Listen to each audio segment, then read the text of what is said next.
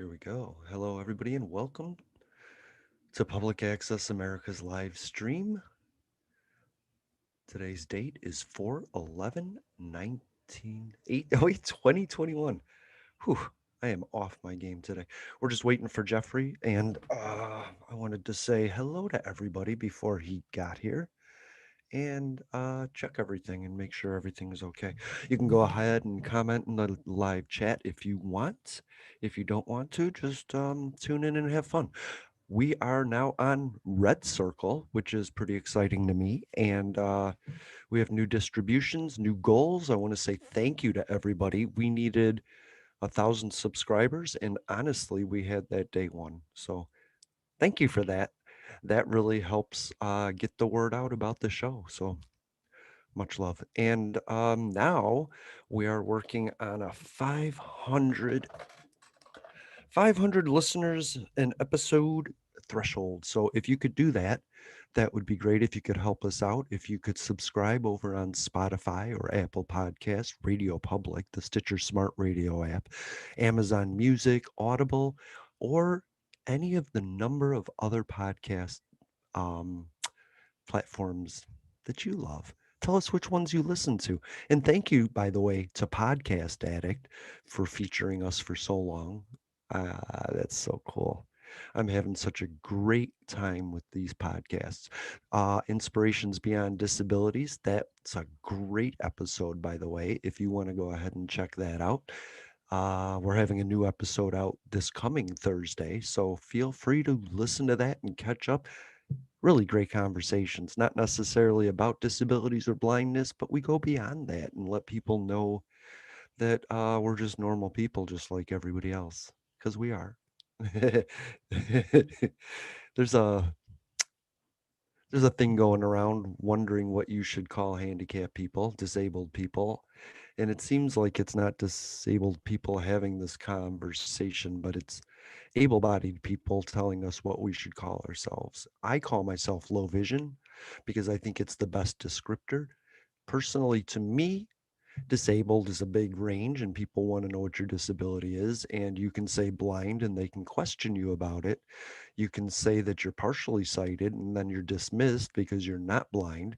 You can say that you're legally blind, but to me that feels like a technicality, like legally technically blind, and I don't like that either. So I go with low vision, and that's why it's called the Low Vision and Blind People Forum, because blindness is a spectrum, and we all have it. Now, you're a part of that spectrum, whether you like it or not. If you're not 2020 or better, then yeah, you're part of the blindness spectrum, and we need more tolerance.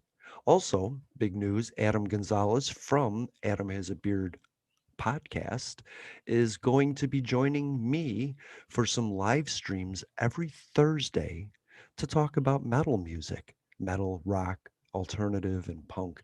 We used to call it ramp: rock, alternative, metal, and punk. Not necessarily in that order. I'm going to be honest with you, they like some deep, dark, heavy stuff.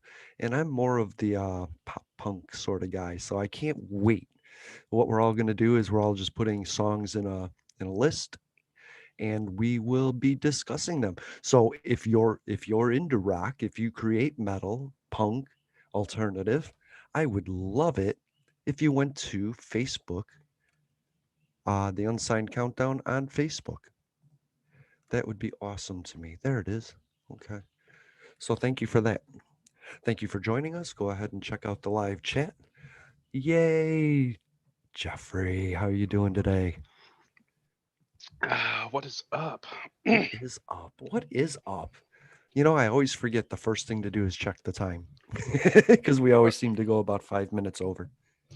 it's one of those things, and I wish I could say that we were going to have our normal 2 hours to talk, but trying to Mhm. get an appointment to go into the gun range today to Yeah, good go luck. shooting. I was going to ask you if we could cut it to an hour because I got my second COVID shot yesterday, and Nice. who am I feeling it today? And I don't know. I don't know. It might be I haven't been able to check my blood sugar in a week because of a Medicare issue. And so I don't know if it's that. It could be the Arby's that I had as a reward. No knock on Arby's. It could just be my lifestyle this week. Oh yeah, I mean it could be any number of things. But which shot did you get? Did you get Moderna or Pfizer? I got the Pfizer. Pfizer. Yeah, yeah. Yeah, a lot of people are experiencing effects about 24 to 48 hours after the shot, and then they'll have Yeah. it for a couple of days, and then nothing. So I'm not worried about that. And it was the same thing. It was, eat something, take some Advil, drink lots of water, and rest for the day, you know what I mean? So exactly. it's not as bad as being in a hospital on a ventilator, so I'm okay with this. I mean, I'm sure that you would love to get a tube shoved down your throat, but there's a difference between consent and COVID. That's right. That's right. If I'm not paying for it, I'm not paying for it. Right. So You know, I thought I would start with just something really simple and just go from there. How does it feel to live in a democracy, like a capitalist democracy? But Washington State seems to be like you have a Democratic governor, you have some strong Democratic senators and representatives. You know, mhm, how does it feel? Because I live in Florida, where it's a capitalistic autocracy. So I'm right. kind of how is it on the other side of the Mississippi? It's still an autocracy, whether you want to believe it or not, because there really is no compromise on anything, and the only difference is our tax rates just keep going up. So, Yeah, yeah, yeah, yeah. we've supposedly allocated a bunch of money to fix the issues surrounding homelessness, and Yes. we have fixed approximately zero of that, but they've collected millions upon millions upon millions of dollars. So I'm waiting on that fix Right. any time now. Inslee actually devoted $31 million of the rainy day fund to battle the 27,000 homeless people and get them off the streets in reasonable and rational ways. And the Republican legislator who is like holds the purse strings said no. And yeah, I was thinking about that. Like Republicans just seem to not mind if When they're the um ones spending the money, it's great. They're fine with it. yeah, but they just don't seem to mind if people die. Like the outskirts, the Mhm. fringe people, the homeless people, disabled people, the Democrats, the minorities. But I don't know. There's something about Washington State that feels a little different because you were created out of the white supremacy Mhm. um legacy, but it's radically changed, you know what I mean? And Well, I would say that around the sound is very different from the other half of the country, or the other half of the country, and the other half of the state too. Because at least around the sound, Thurston, Pierce, King, Snohomish County, right. that's very much the quote unquote liberal bastion of Washington, and that's where most of the population lives. The Okay. rest of the state's red. Yeah, but Spokane on the eastern side of the state being closer to blue, but right. There's just it's more sparsely populated, I would imagine, mhm. than having a Seattle. What's it like? I wanted to ask you about that. That's the sound, right? That's not a bay. Yep, correct. And how cool is that? I just imagine the ocean is just so cool on that side up north, you know?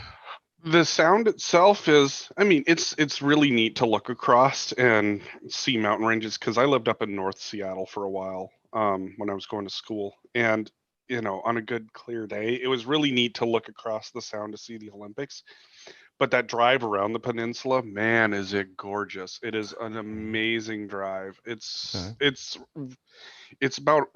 like a 4 or 5 hour drive around, and depending on whether or not you want to stop off and look at some things or not, Mm-hmm. it's a great drive. But when you get the chance to just step out to the ocean itself, it's just really awesome. It, Yeah. it just has a whole different feel to it when you're sitting there and you're just staring out and knowing that there is thousands of miles of ocean to the Yeah. next landmass that you're just it's crazy. It's so cool. It is real. Does the sound like freeze up? Mm-mm, No. Okay. no. During the summers, it's really nice because you'll get like that breeze off the sound. Smells like gas, but it feels great. Uh-huh. Yeah, yeah. But I get to when we go walk around. When we would go walk around outside and go look at, they do like some spring arts and summer arts festivals and little things around the pier here, and um it's like, I'd always go look and be like, okay, neat, neat, neat, neat, and then I'd go look at the water because there'd be jellyfish in the water, and I'd just watch them swim, and Yeah. there's something serene about it. But I grew up around Lake Michigan, and Hmm. I don't know, it's big enough to where you can't see the other side. And to me, from Chicago, sitting on Navy Pier, it was the best feeling in the world just to sit there and watch the water. And even in the winter or late fall when it would start getting cold and chilly, I love watching water when it's cold. Like it's Hmm. a whole different feel than I live on the Gulf, and we can go out. A friend took me out on the one of the little peninsulas that go jets into it, and it was nice. It was warm. It was a beach. It was a typical Florida beach, and for some reason, it just doesn't do much for me. But it's nice to sit on the sand and just anywhere. It's nice to be out. For me, I always liked the water. It's one of those places where it just, being next to it, you just have that the sounds of the waves washing in, and it's just Yeah. super relaxing. Yeah. Is it But is that because you grew up in the Midwest? I wouldn't say that, because I don't know that that's necessarily because I grew up in the Midwest thing. I just like being near the water, and like, so my last name, uh, in Old German, Old English, Old German is Sevarta, which literally translates to guardian of the sea. Nice. And so I've always kind of wondered if, like, there's just something there, like in the DNA of, Gotcha. generations past, where being on the water is just something that's really relaxing for me. Okay, I understand that. I always wanted to see the water because I never got to see the ocean. But Mhm. I talked to people that grew up in Florida and they're like, I don't even go to the beach. It's like we did that growing up every day. Why would I, it's just boring. And I'm like, how could that be boring? Right. Well, I mean, even like where I grew up out in, eastern Montana, it's like, we had the rivers where, Hmm. that still had its own, nice little sound, or you'd have like a Yeah. small lake here or there. But I also grew up by Fort Peck. So, it was really nice to get out there every so often. But even as a kid, the lake was at like low levels. And it Okay. wasn't until like right before I left that Fort Peck went back to full pool for the first time since like the 70s. Like they actually Wow. had to, like at the dam, they actually had to open the emergency spillways in order to, Wow. and they actually had to test them because they hadn't opened them since like the 90s or something like that. Wow. So it was pretty wild. And then, because I also worked for the USDA, I did a lot of experiments on noxious weeds out around Fort Peck. And so one of the places that I used to do the experiments was actually where, I would have been under 20 feet of water. Hmm. But because the lake had receded so much, there was like a little river channel that was like a mile and a half away. Man, nature is So, just the best. I really do oh, love that. nature's fantastic. I think personally though, like my favorite smell when it comes to nature though is uh if when it hasn't rained for a while and Okay. then you get that fresh rain and you that earthy smell to it. It's Yes. called petrichor. Interesting. Um, Literally translated like blood of the gods. And so a lot of for a long while nobody understood what that smell was or where it came from. But what they figured out is that plants produce a bunch of oils, Right. and when it rains, those oils wash down to the soil, and that's how those plants reduce competition around them for resources for food. Wow.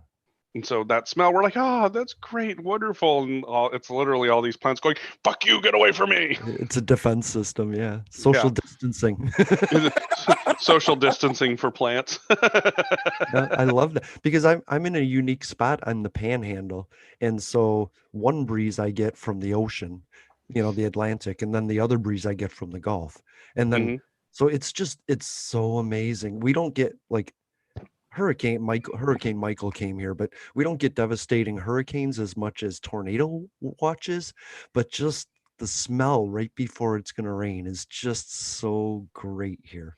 And I don't Hmm. like a lot of things about Florida, but the nature of it is pretty great. Yeah. Mm. Yeah, the nature of it is pretty great, from what I've heard. Although there seems to be a few wild politicians that need to get reined in.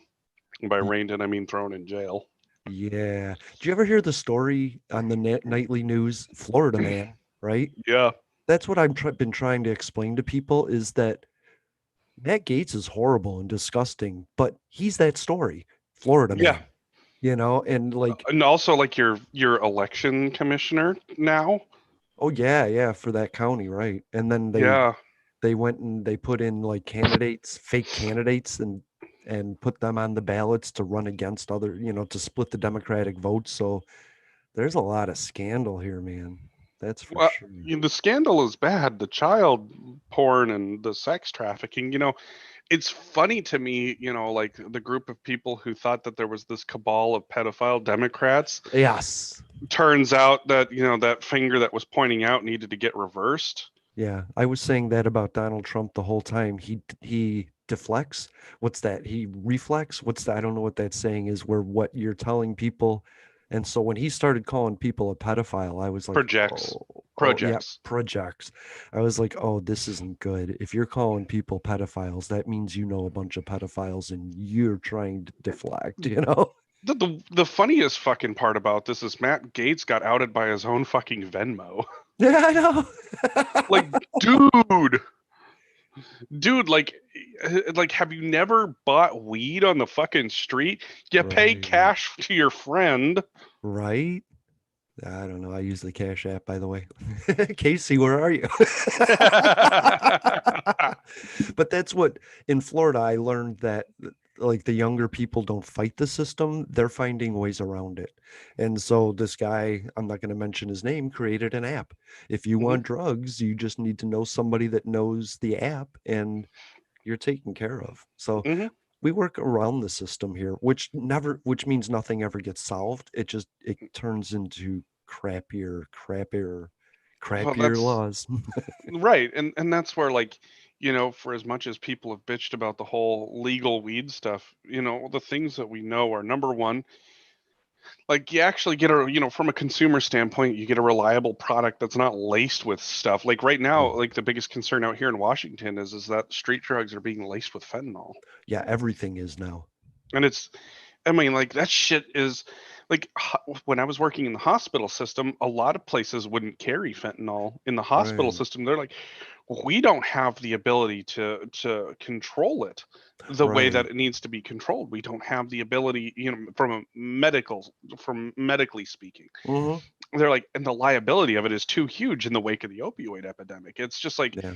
there was no way for them to actually have a good solid handle on this, and I don't blame them. Like the shit is lethal on a good day.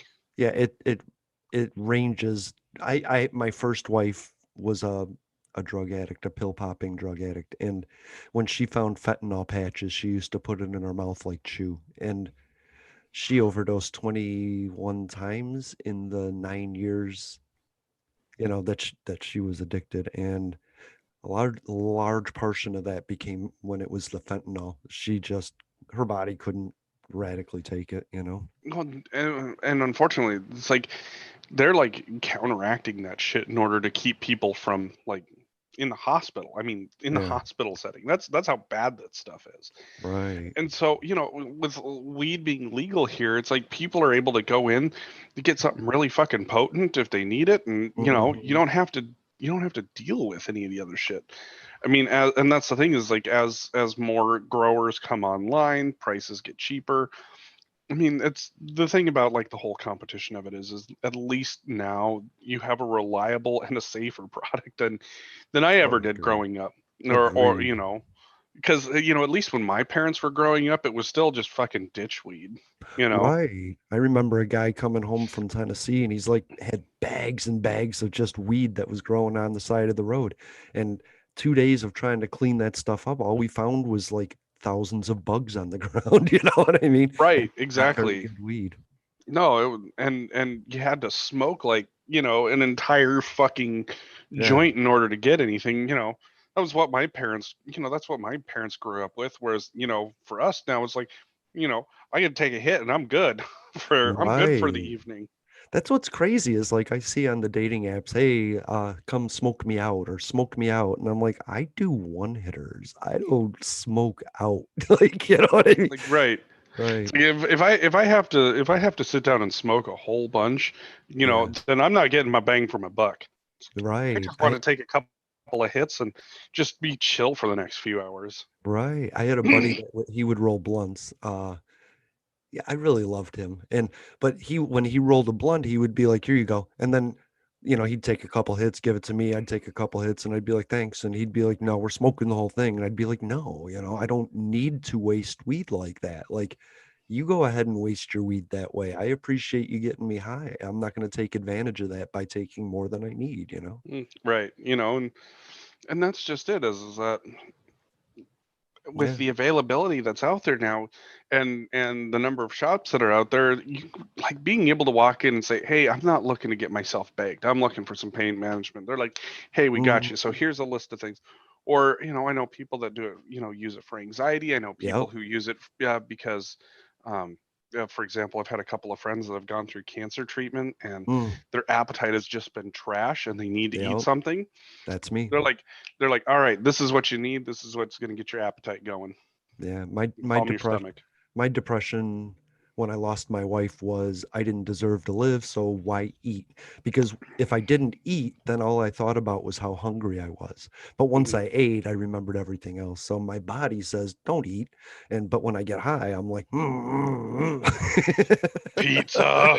right. And so Cookies. it helps me that way. And I don't know. I don't think it's that big of a deal. I never really have. I hope like the government is talking about legalizing it, which is great for banking.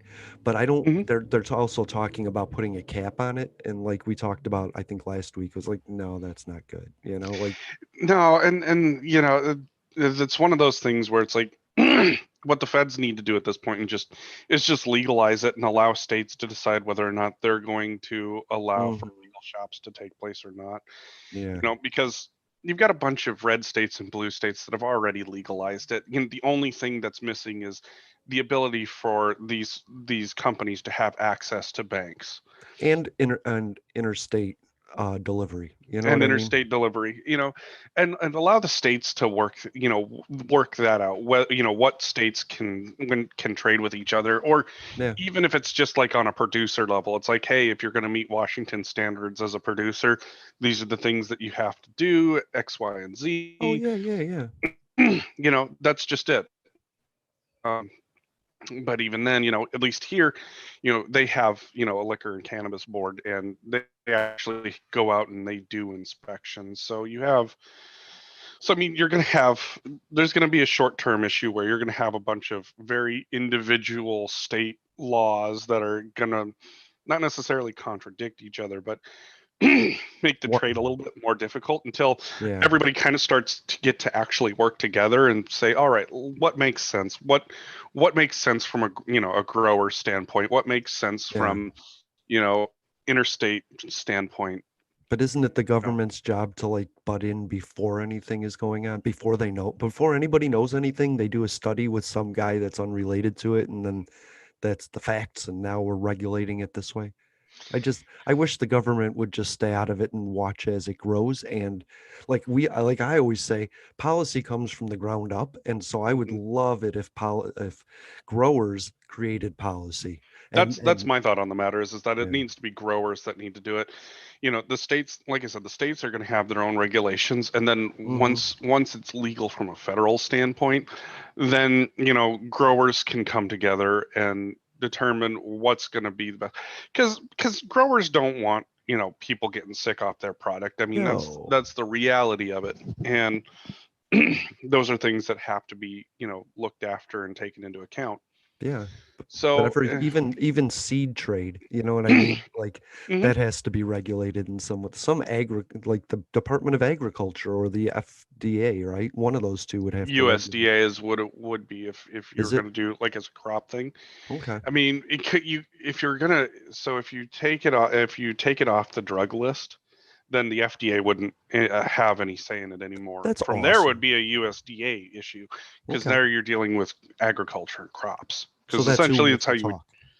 that's what I think is the way that it should be looked at is more of a USDA thing rather than an FDA thing Okay. because when you look at the liquor board, for example, all the stuff that goes into making liquor, it's not treated under the FDA Right. necessarily. Fair enough. So So like meth would be then. If they were to legalize meth, it would because it's made out of yes, pharmaceuticals. Okay. yes, There's the meth difference. or opium, like heroin. Right, right, Those right. things, those would be FDA, I would say, related items. Man, legalize heroin, please. I don't do it. I don't do heroin, but just please legalize it. That one's such a fucking mess because that one it's so easy to kill yourself with meth, but Yeah, the only way that you're going to kill yourself on weed is if you decide to do something stupid like go drive. right. I just think most heroin addicts, I don't there's those ones that overdose, but I think the Yeah. overdoses are due to it not being regulated.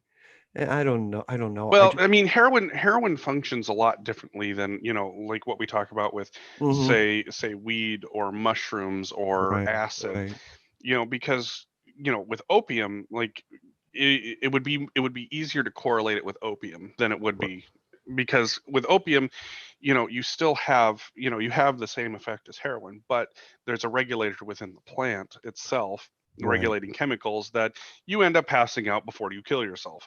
Whereas right. when with heroin, you've manufactured that out. And so, and with heroin, it takes a little bit more each time to get the same level and a little Yeah, bit more and a little bit more. And eventually you're either hooked or you end up overdosing. interesting. Okay. So I would be more inclined to say legalize opium than I would say legalize heroin. But I would love that.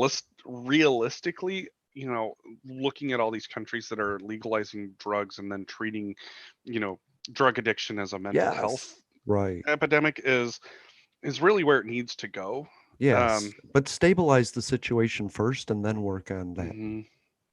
Well, and I think that's where, if you could do that with some of the more, the plants, weed, Hmm. mushrooms, acid, opium, if you were to do that with those, have like a set trade that where, you're actually collecting tax money to treat the mental health side of things. Right. But I don't it's a tough one for me because number one, I really don't have any experience with anybody around me having used opium. Right. Mushrooms, acid, weed, yeah, plenty of Yeah, yeah, people I yeah. know. And it's everything from the person who microdoses mushrooms, which a lot of really neat studies coming out on that. Yes, microdosing is the way of the future. And then you have but then you've also, I know people who, pretty much are just like doing fucking acid every night, and it's like, God, You got to Jesus, chill, double up man. on that. Like you take one blotter, then you got to take two the next day, then four the next day. That shit's crazy because I used to do that as a teenager, you know? Hmm. And that's just it, is it's like wow. Whereas weed, you got so many different strains that, you're everything that you're looking for ranges from, this fucking spot in my back has been bothering me for a week and I Right. use it to, get myself a little relief, to, hey, I'm taking myself a little mini vacation for the night where I want everything to taste good. Yeah. I just think if you're a heroin addict or a heroin user, everyone you know is a heroin user. Like I think it's perspective. Like I don't think there's many of them out there because I've never met one, but I guarantee you the guy that's using it knows every heroin addict in the area. You know what I mean? Right. I just want them to have some peace and comfort while they're taken care of. But Well, and addiction has to be addressed as well. but also the addiction has to be addressed, but it's mm, like everything else, and this is the funny part about the way that our system currently works, is that, Hmm. you know If we make abortion illegal, it'll solve the problem. Kind of like if we make guns illegal, it'll solve the problem. So let's make drugs illegal, and that'll solve. None of that has worked yet. I No. mean, kudos for thinking that that was going to be the wave of the future. I'd like to congratulate drugs for winning the war on drugs. And Yes. and the reality is that when you make something illegal, you just push it onto the black market, and Mhm. that's where shit gets dangerous. Yep. Women are going to die, and women and oh, women are going to die in these black market abortion places, Yeah. or they're going to go somewhere where they can do it safely. That's right. And I don't blame them for choosing the safety option, but I guarantee you there's going to be far more people who choose the necessity option, and you're going to have a lot of dead people because of it. Yeah. Kind of like with drugs. you, I'm glad that you've made it illegal, but so far we still got a lot of fucking people dying from overdoses. So, you know, and there's a number of people out there will be like, oh well, crime on the other hand, we've made a whole bunch, so we should just legalize, everything. No, that's not the point. The thing about like drugs and drug addiction is that it can be treated. Yeah. I You mean, you raise a good arguably, point though.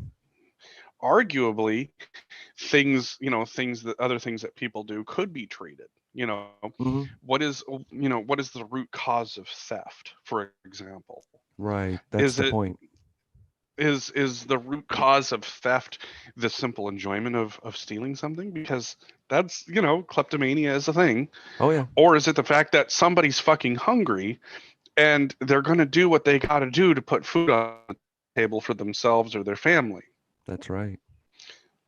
Unlike, let's say domestic violence, for instance, there is no situation where domestic violence is going to be a necessity. I mean, I hate to say that. Right. No, I don't. No, you It's don't. it's not a necessity. It's not a necessity at all. Mm-mm. No, because there's a choice So there. You can walk away. But when it comes to feeding yeah, your family, like there's you no can't. choice. There's no choice there. The walking away is far worse than going out. I that's my kids are getting old enough to understand. What's the difference between moral and ethics. Mm. And I said, here's your great choice. You can't. For a while in this pandemic, you had places that were not working, people were not working, no money to be had, they're not getting unemployment benefits, and their Right. family is starving at home. So if you can't get work and you can't feed your family, what happens next? People have gone to the grocery store to steal food, to put Yeah. something on the table, steal something that they can sell to put food on the table. The question Hmm. is, if your family is going hungry, is stealing food okay? And the number of the number of people who sit down and go, well, you know, you think about your, it's like, well, I would just find a job. It's like, okay, there are no jobs to be had. Right. Well, I'd just go find it. No, you don't understand. That's like there are no jobs to be had. Everything was shut down. Nobody was working. Right. There was nothing to be had. Which meant It's like unless you were there was no selling shit resources. illegally. There was no resources for aid because it was overwhelmed, and we never had a strong social net to begin with. It's like so that whole conundrum of if my family is starving, is it okay to steal? We grew up with stealing is bad, and yes, stealing is bad. But what is worse, stealing or letting your family starve? And that is a conundrum right there in of itself. That if you've never put yourself into the position, if you've never thought about that position, Hmm. you need to start thinking about it, because if you really truly think that people's lives actually matter, then the idea of people going hungry should be absolutely horrific to you. And you should be figuring out what ways work best in order to get food on people's tables, especially given a pandemic like we have. Yeah. And at its worst, the number of people that were hungry and starving, I mean, I would argue it was criminal for a country like ours. That's right. Through no fault of our own, yeah, it was a tough time. But so, like, I want to say with this stuff, like, people are complaining about all the money that's being spent right now, but the truth is that we haven't spent that money in a long time. So if you don't have a social net, then you suddenly need a social net for 10 million, 11 million, 21 million people that were unemployed at one point. You need to backfill that in a hurry. And the way to do that is to go into the deficit. Like this Hmm. infrastructure, I don't think it's big enough, but if you take the money that the 2 trillion he wants to spend and stretch that out from the last infrastructure bill that was put out, you'd see that it isn't as much money and it's going 10 years into the future. So you're assuming that that 2 trillion is taking care of 20 years worth of infrastructure at once. And that's Hmm. not such a bad thing. But the other thing too that that people are not taking into account is like when you think about infrastructure investments, you have to think about the number of problems that are going to be alleviated. Number one, you know, let's start with some of the most basic things that we consume, fuel. If you're Hmm. not having to wait as long to get places, you're not using as much fuel. Fuel costs Right. eventually get cheaper. That means that your cost of goods that you're going to buy get cheaper because fuel is an input into what you're going to buy at the grocery store. Hmm. So, the idea that, it's just about roads is not logical, because while it is about roads, it's also about creating greater efficiencies. Now, I have my issues with the government as always, Oh my and I God. Yeah. have this, I know, as you've unfortunately gotten to experience this week, Hmm. as much as I don't want to hijack your pain, that now maybe you see a little bit more as to why I say, having more government involvement is a terrible decision. It is a terrible, and I'm seeing that that libertarian view took my it took a lot of my perceptions this week. A lot of what I saw was through the libertarian lens, and there's topics There's I no don't even want reason, to cover, you know? right? And so without hijacking that, it's the idea that that we should only be thinking about it in terms of roads and bridges is absolutely insane. you know Infrastructure isn't just roads and bridges. If we expand our telecommunications infrastructure, Yeah, that means that there are going to be more people able to work from home. You know what that means? That means that there are going to be families who are struggling to afford a babysitter that don't have yeah. to worry about that anymore. Even in my industry, the number of people that I've seen, they're like, "Oh my gosh, I'm so sorry. My kids are." It's like, what? They're kids. They don't know any better, and technically, we're in their space when we're conducting business. Yeah, The whole idea of business from home is not new, but it's new to being experienced on a wide spectrum. right. um, but the number of people that now they don't have to worry about childcare, they don't have to worry about they don't have to worry about that expense, means that they have more food on their table, or maybe they can buy luxury goods. That in and of itself helps stimulate the economy. And of course, there are still going to be plenty of people that are going to have to drop their kids off at daycare or whatever. Oh, yeah. That's just the nature. But now, the you hopefully will have an investment in the group of people that are already struggling to make ends meet. And so in this way, now they don't have to necessarily choose between work and family. They get to choose both and make it work to the best of all of our abilities. I mean, productivity has been so high at this point, even during the pandemic, that places like Google and Microsoft and Apple and Amazon are looking at keeping that shift permanent. Why? Because people were more productive. They had less stress on their own infrastructure around their building, and people were less stressed out. Hmm. But where you have seen an increase in stress is people are burned out. But if they're working from home, why are they burned out? Because it's been a fucking pandemic and nobody going anywhere to take a vacation and blow off steam. You're Right. kind of like, all right, I'm going to take a week off, and you're stuck at home where you've been working, rather than hitting the road and going to the beach, or maybe driving across the state to go spend a week with family or something. It's those small changes. Like, even for like companies like Microsoft and Google, the simple act of paying their employees an extra $100 a month so that way they've got top end internet service Mhm. makes far more sense than the amount of money that they were spending in overhead keeping a building running. It Yeah. literally reduces their costs. And then they have spaces for when people need to come in rather than forcing people to come in. It changes their it makes their workplace more dynamic, and in a lot of ways has made it a bit more equitable too. So And there's been a lot of wins. There have been some losses.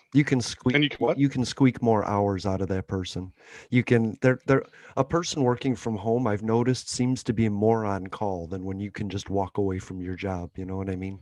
Like walk out the But office door. it depends. Of course. Some companies have rules about that. With my Mhm. company, it's when you hit your 8 hours, you're done. You log off. You're not getting back on unless you end up being a salaried employee. Then there are different Right. expectations. But even then, for the most part, it's unless it's an emergency, you're done. You're not Yeah. getting back on. And that varies from company to company, owner to owner, you know. Right. So, And that's the thing is that what does that change look like in the long run? Well, if you think about it, where a lot of these major employers are, you have a lot of focused on restaurants and shopping and all those things that are right around the employer. all right. So what I envision happening now is, because a lot of those places had to shut down and there are a lot of empty spaces, you're going to see a redistribution of where these places are located because now they're going to be closer to your neighborhoods rather than Yeah. to a city center. So now, you got your friend who might live a few houses down who works at the restaurant. Great, that's cool. You'll be able Yes. to see them at the restaurant. They're not having to commute into the city as well to work a minimum wage job. So even then, that redistribution of where your shopping centers are, where your restaurants are, where your Mm. services are now closer to their homes too. So Wow. people who have been struggling financially to make money because they have to commute so long and so far Mhm. wouldn't have to do that now. They'll have better opportunities. Yeah, and it's going to redistribute the political population because the rural Mhm, areas are more red than the city areas, and so mhm, if it dispenses Democrats into that, there'll be a bit more balance. It'll be harder to mhm. gerrymander, I guess, you know. Oh no, that'll still be a thing Yeah, that these two parties do because they want power and they want control. There's been no question about that in any way, shape, or form. right, These political powers that be you're seeing the vestiges of two defunct parties that are right, just vying for control of whatever they have left. People are right. finally getting tired of it. That's for sure. There's more independence than ever before. Hmm. Yeah. and So, I don't blame them. so let's see. We There's calls to boycott the Olympics in China. You mentioned that. That's always exciting.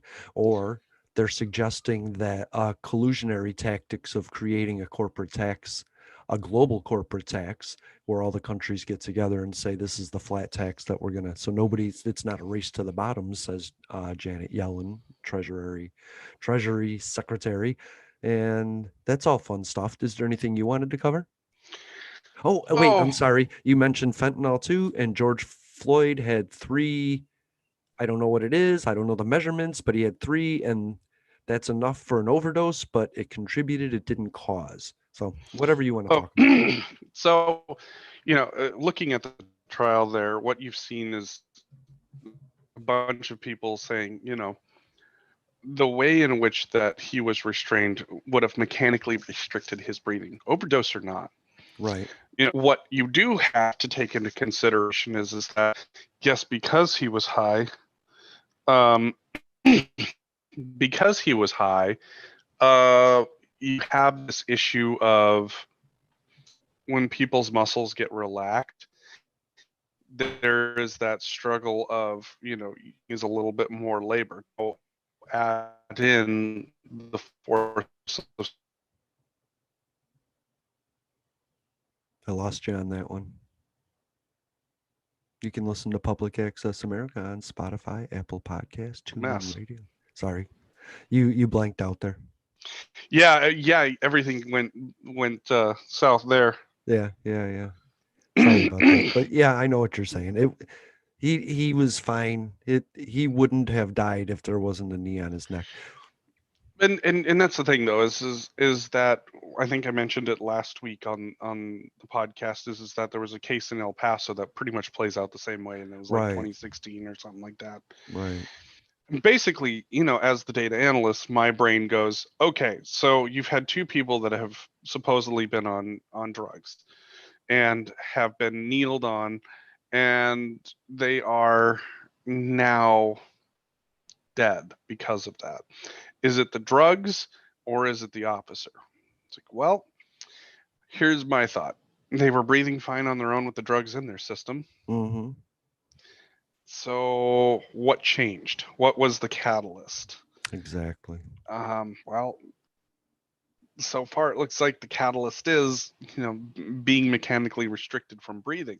So as a data analyst, my thought is that unfortunately we have to look around the country for more cases and more information, Yeah. because if you have a bunch of people who are on drugs, on different downers, and you see that play through time and again, then it's an issue of the force that's being used. So Right. And I don't want to belabor the fact, but fentanyl is a regulated drug that is um prescribed. And he had pain, so it's not like he couldn't have possibly been on it legally, you know what I mean? right, and that's but that's everybody, that's the whole victim blaming thing. It's like, Yeah. oh well, what was she wearing? Oh well, what drugs was he doing? Right. Victim, you know what victim blaming is when we're talking about the George Floyd trial? That Mm, right there. That right there. It's the Derek Chauvin trial, right? It's not the George Floyd trial, but everybody shorthands it to the George Floyd trial. And it just yep. I heard that today and I was like, "Wait, what the fuck? It's not his trial. He's not on trial." You know? No, exactly. And that's just it. And when you have multiple people saying that what he was doing was against policy, Mhm. and when you have multiple forensic medical experts saying that he was mechanically restricted from breathing, Yeah. the idea that, oh, it was the overdose is the same thing as, it's this greater case of denial of medical fact that we've seen play out over the past year and a half. Right. Not to mention you're a drug addict and maybe deserved it. It's absolutely insane that this is one of those things where we have to blame the victim on this, Yeah. because let's take, what would happen if George Floyd would have been Joe Johnson, some Mhm. fucking white dude from Minneapolis that had this happen to him. you Right. know would there be the same level of outcry? Maybe not. Would there be the same level of inquest into what was happening? I honestly think so. I think that if it would have been some white dude that had been kneeled on and died, there Mhm. would probably be a little bit more sympathy into, oh well, what caused his death? Maybe we should look at changing the policy on how we restrain people on drugs. Right. But May because it's a black man, we're looking at blaming the victim for dying and being on drugs, not the fact that he was fucking killed over a potential fake $20 bill. right. And the idea that anything like that is a death sentence, like if you think that somebody deserves death over anything like that, you really need to re-engage your moral compass. You We know, need to re-engage our moral compass. We don't care about people anymore. I shouldn't have to supplement your lifestyle. My taxes shouldn't go to support you, even though it's the system that crushed you. The system I support crushes you, but I don't think you deserve any help. And I want to say, if you wanted the officer to be on trial, all you had to do was change the skin tones. If it was a black officer on a white guy, yes, they would have been digging into that officer saying, "Oh, well, he was Antifa. Oh, well, look at that. He was radical. Parts of look at on Facebook. He was at a protest once. You know what I mean? They would have mhm. dug into that stuff." And that's just it, is that, you have that issue. Mhm. Plus you also have this issue of the fact that the prosecutors, the prosecutors that are trying this case they're very mechanical. It's Methodical, yeah. not even, I wouldn't say methodical, I say mechanical. They're used to very much the, okay, here's the report, and then what happened, and Mhm. then what happened, and then what happened, and they're not really Right, right. encompassing how a person is feeling, or the emotion. And that's why, like, some of this emotion that you've seen play out has been really tough, Yeah. because Yes. and why the state's prosecutors come off as cold, because they're used to dealing with police reports that are written Mhm. as fact, and here you're dealing with emotional human beings that watch someone just get fucking killed over a $20 bill. And there's no question there's no question he's guilty. And like, I got a job at Publix yesterday and I went into work and I cost them $27 million. They fired me. You know what I Mhm. mean? You know what I'm saying? Like, it just at its base, if you cost your employer $27 million, you should be disciplined. Like, there's a problem there. You just owned up to the guilt, and that at the beginning of the trial, that's what it was, that we tainted the jury by doing that payout. And the other thing I wanted to Mhm. get to really quick was one time you said that the average life was worth like $33 million. I think you said. Oh, wasn't 33 million. It was more like 3 million.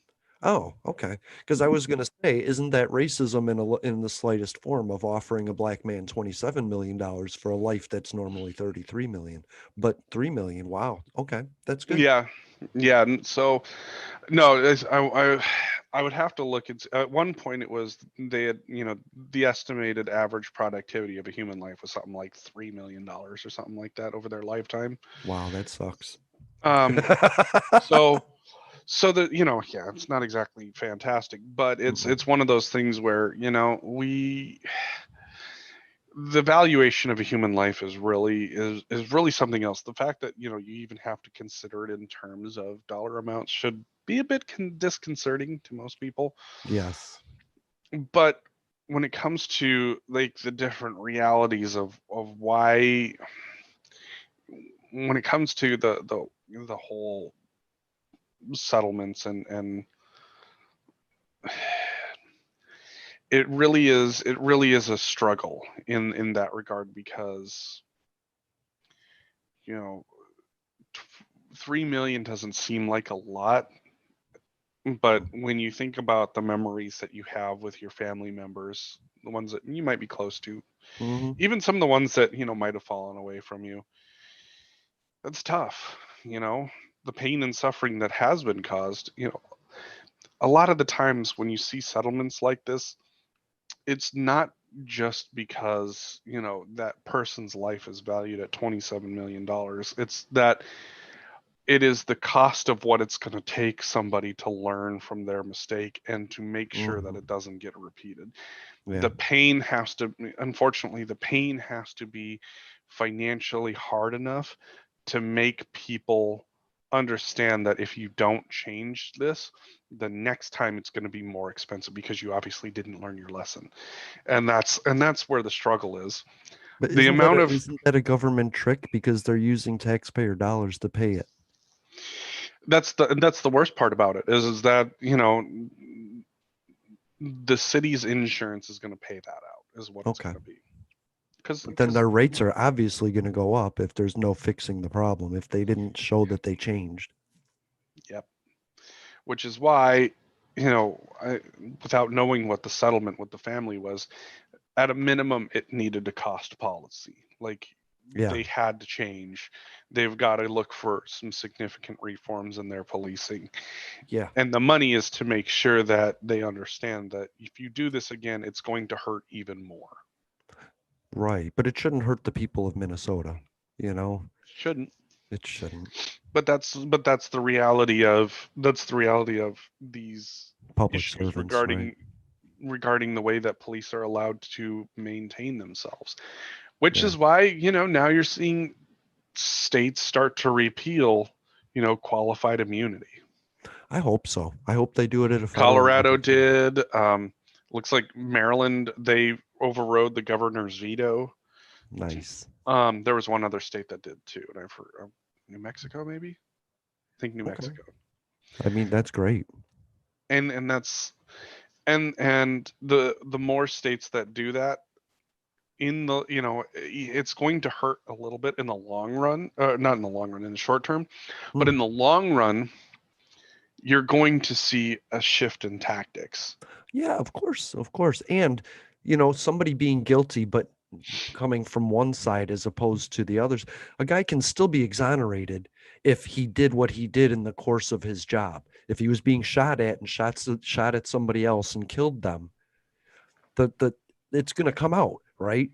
And he Mhm. did that in the course of his duties. But if you're kneeling on a guy's neck for 9 minutes and you see him go limp at 6 minutes, that's different. And you can prosecute that if there isn't that immunity.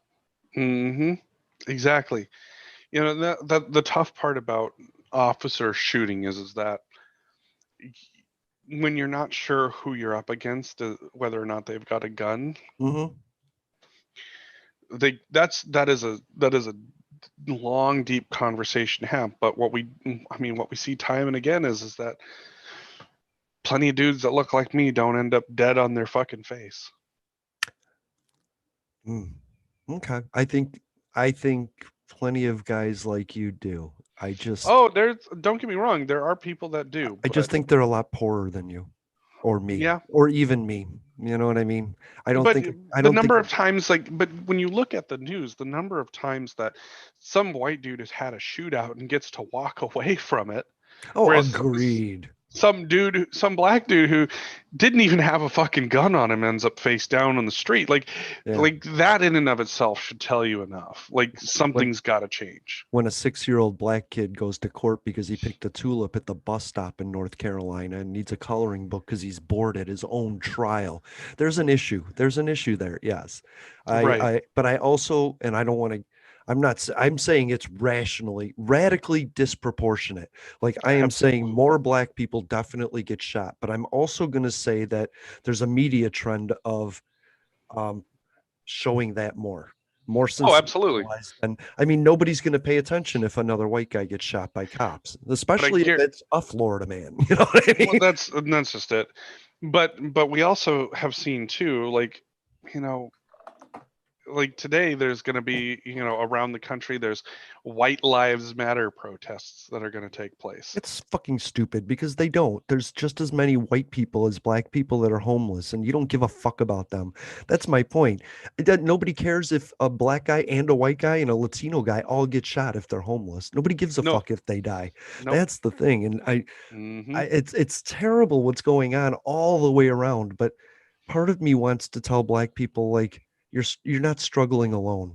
And I said this on TikTok to somebody. When you make a generalization and you Mhm. create an average from any group and you make them monolithic when they are not monolithic, you're denying allies and Mhm. they don't want to help you anymore. And you have allies and you should be sticking up for black people that are homeless as much as black people that are just with a $20 bill that might be fake, which we still do not know.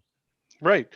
And that's just it, is that until you start embracing team humanity, Yeah, rather than, white lives, black lives, blue lives, whatever the fuck you want to try to embrace, right. like we got to go to bat for each other Yeah, when the system does wrong, yeah. Take no off the matter who it is. prefix. Take off the because prefix. because we saw it very clearly. Blue lives only mattered as long as they were snuffing out black lives. Yeah, What all lives matter didn't show up when there was some white dude in Arizona who got gunned down by a cop for, right. quote unquote, not following orders, despite that cop having the words "you're fucked" engraved on his AR. Wow. So when I hear people say blue lives and all lives, I call bullshit, because Mhm. when it's someone who is of color that's getting snuffed out, they don't give a shit. Right. They show up to protest, to counter protest. But when it's somebody that looks like them, Yeah, they ain't there. So, right. you know, I don't want to hear it. There are very few people I would consider, when they say all lives matter, they really truly, they're out there fighting for Black lives, they're out there fighting Mhm. for Latino LGBT, lives, right. LGBT. Like, there are truly few people out there that I would say actually truly embrace that. Agreed, and it's just life matters. Somebody said once, "You can't take your skin off, but you can take your uniform off." You know what I mean? Exactly. And if you're going to proclaim that life matters, then you got to start showing up for everybody. You And got it. and Got to. and that's just it. As right now we got to call out the disparities of Black lives that are being effective, Yeah, but we also need to make sure that when the solution comes up for how we address that it's a human solution. right. That it fits all people. 'Cause And that because as we've talked about many times, somebody else having more rights does not equate to somebody else having less. right. And I'm gonna wrap up on my final thought because we're running out of time. Um, Black people have been struggling since the beginning of time, right? Like the first non-conforming, I mean, the first white people picked on black people the first time they saw them. But I do want to say that disabled people have been treated just as crappy for just as long. The first disabled person was killed at birth. Like they didn't treat us right. They put us in mental institutions and not on slave farms, which I don't know which is worse. I'm just saying that what I'm saying is that we've all been, you're not the only struggle, and you're not even the ones that have struggled the longest. And you can't deny your allies where you have them. There's 49 million disabled people, there's 45 million black people. Together, that is almost 100 million people. Separate, it's two groups that are never going to get what they want, but they're both being treated the same by the system that is treating them. Which is why, I look at the system and say, people who want more intervention from these systems, Hmm. to me, you're asking for more of the same. Yeah, yeah. And it's, you know, I know that you've gotten to see my point of view on that firsthand a little bit more. Oh, yeah, yeah. And I really hope that, we really embrace community efforts rather than governmental efforts, Yes, because communities, you look at the way that people come out for each other, they're always coming out for each other regardless of who it is, that's right. because that's your neighbor next door. And the more that we try to do this together, uh, and create community solutions, the better it's going to be, the more equitable it's going to be, the more that you're going to have cooperation with all of your allies. Yeah, I But agree. until then, it's going to be government, and it's going to be divisive, and we're just going to keep seeing the same beating of our head off the walls while nothing actually gets solved. But it used to be townships and cities, small cities that would do what they wanted, and then another city would be like, "Hey, I like that," and they would incorporate it, and then eventually the state would vote on it, and then the federal government would be like, "Wow, that's kind of cool." But now it seems like the federal government says, "Do this," and the state's like, "We're going to do this," and then the communities are like, "We got to do what?" You know what I mean? And that doesn't fit. The federal government does not know how to regulate Montana and Florida and Chicago and Pittsburgh in the same ways because it isn't the same people. So I Hmm. don't know. I just think we should rely on government to protect our borders and to create commerce overseas, to be a part of that. But I don't think even state legislators have the right to legislate a community even within their state if it's radically opposed to the values of that community. Hmm. And welcome to the doorstep. I know, right? That's so cool. Thanks for being here, Jeffrey. You have yourself a fantastic day, I'm gonna as go to much as you sleep. can. I'm gonna go to Yeah. sleep. You go have fun shooting your gun. I can't believe you need an appointment to go shoot your gun. Well, I mean, that's COVID for you. Right. And everybody go ahead and look into the gun legislation that Joe Biden is proposing, because maybe next week we'll talk about that. Hmm. Love you. See you later. Bye. All right. Thank you for listening to Public Access America's live stream. That was Jeffrey and Jason. We were just hanging out, having a great time. I am going to end the live stream, but I am going to continue to record. But for all of you Red Circle listeners and listeners on Spotify, thank you. Radio Public, thank you. Amazon Music, Audible, TuneIn Radio, Google Play, Player FM. Did you know that you can simply ask your Google device to play Public Access America now, and it will? I love you guys. Hey, don't forget to check out Public Access America on YouTube, where we have live streams. If you visit the playlist section of the YouTube at Public Access America, you'll find a live stream for Public Access America, Inspirations Beyond Disabilities, the Denton County Collective, and coming soon, next Thursday night. I don't even know what time it is. It's going to be 9 or 10 Eastern and 6 or 7 Pacific. Adam Gonzalez from Adam Has a Beard is going to be joining me on the Unsigned Countdown. So we're going to start that back up. Hey, just really quickly, in 2009, I decided to learn about podcasting.